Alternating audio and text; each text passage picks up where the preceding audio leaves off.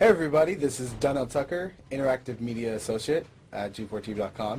I'm here with Chris Monfett, Monfett. Senior Previews Editor. Had a blast playing a little Call of Duty last night. Yeah, we did. It had live music, hot women, and I think there was a game, Call of Duty?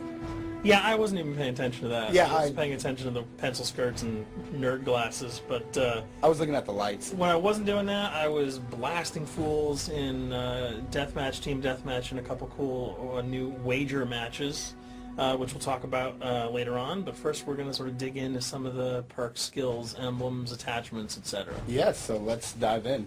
So right here we see that we have the first set of perks one. They're pretty traditional from the old gun. Yeah, old there's games. not much here in the perks that's new, which is actually kind of good when you consider the fact that there's so much else going on in the game with the wager matches, the new Call of Duty points, the way that you can spend your experience, the attachments, the kill streaks, that you don't have to focus on sort of learning a whole new set of skills.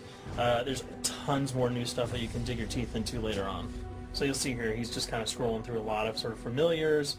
There's some of the sort of old favorites have been renamed, but for the most part, everything you've known and played in other Call of Duty games are here. So you'll see here when you go back to lethal, you got your frag and your semtex. Those are pretty everyday equipment.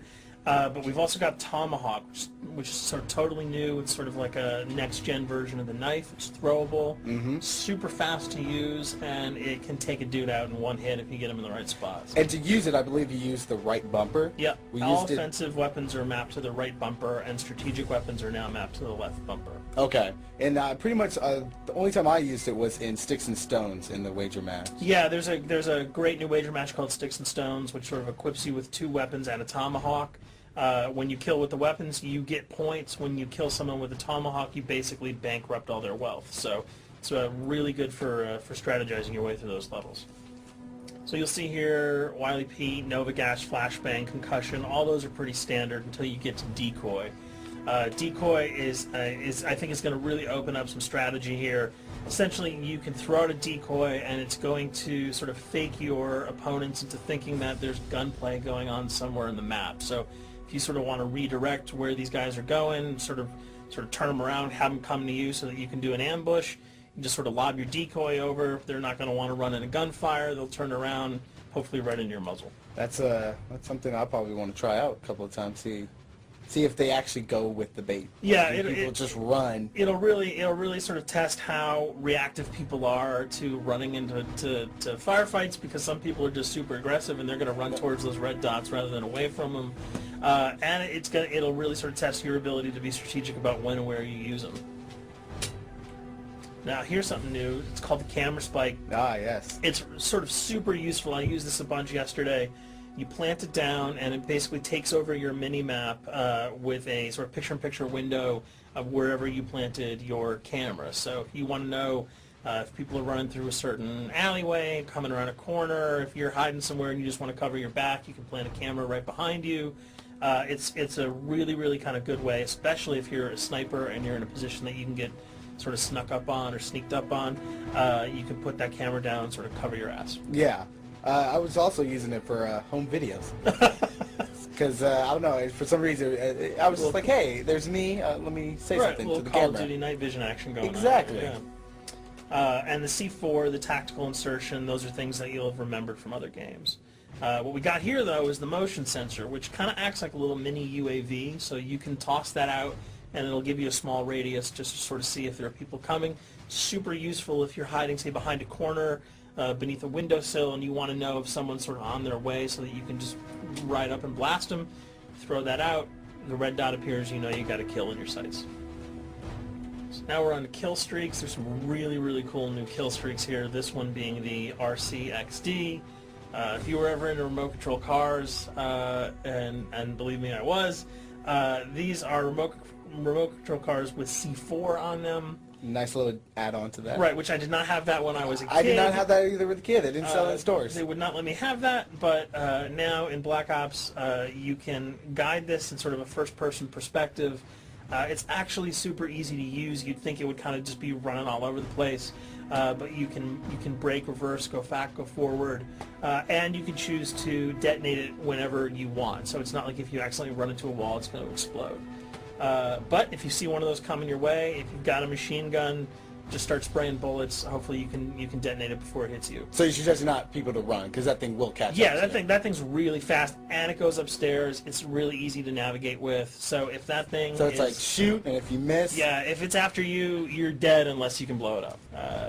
Counter spy plane, that's basically a revamped version of the UAV. That's nothing new.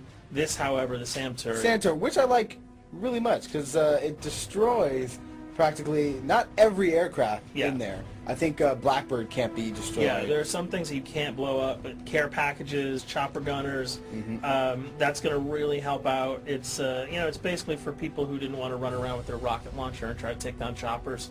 You can sort of plant that in hopefully like a high position that has good angles on the sky, and hopefully it'll take out some of the things that are blowing you and your friends away. Now you'll see care package, napalm strike, sentry gun, mortar team. Those are all things you're pretty familiar with until we get down to Valkyrie rockets. These are remote-controlled rockets, a little bit kind of like the RCXD. These are a little bit more sensitive, though. They're going to do a lot more damage if you can hit your enemies or you throw them into a group of people. But they're fast, you can't put the brakes on them, and if you hit something, those things are going to blow up. Now, are they difficult to maneuver? Are they easy like the RC? They're more difficult to maneuver because they're constantly moving forward, so you can't hit the brakes, you can't redirect, and if you, say, accidentally hit a wall, there's no turning around. That thing is going to explode. So this is one thing. Open spaces are really key, but if you're really good, right, you've got a bigger blast radius though. So if you kind of miss by a couple of feet, it's not going to matter because the guy's going to be vaporized anyway. And with 7 kills and 4,000 CP, it's going to take a little while to build up to it, but hopefully you'll be able to practice a little bit and really kick some ass. Now this is Blackbird, which, like I said before, cannot be shot down. Yeah, thank God. But pretty much it shows not only does it show the enemy positions, but also the direction of where they're headed. Yeah, and I think that's a first for the Call of Duty series. This is something that I'm really excited about, if only because every time you kind of see a red dot, you're not sure whether that guy's coming towards you, whether he's coming away from you. If you can sort of process all that information really quickly, it can really help you change up your strategy. Obviously, fans will remember these dogs from Treyarch's last outing with Call of Duty, World of War. There's a huge, fun addition to that game, just gunning down canines in the jungle. Looks like you'll be able to do it again this time, only that you get to call on the pack to kill your opponents. I got no problems blowing away a rabid attack dog. Well, even if it makes a sound, like a whimpering sound, even if it makes a do little you feel whimpering anything sound. when you shoot If that? it was like attack puppies or attack corgis, I probably couldn't shoot them because those are too adorable. But they probably wouldn't do much damage anyway. Yeah, they're pretty much held dogs, Yeah. so they're all black and vicious. I got to take it down. Absolutely. This time the chopper is completely pilotable. You'll be able to jump in, fly around, machine gun dudes on the ground.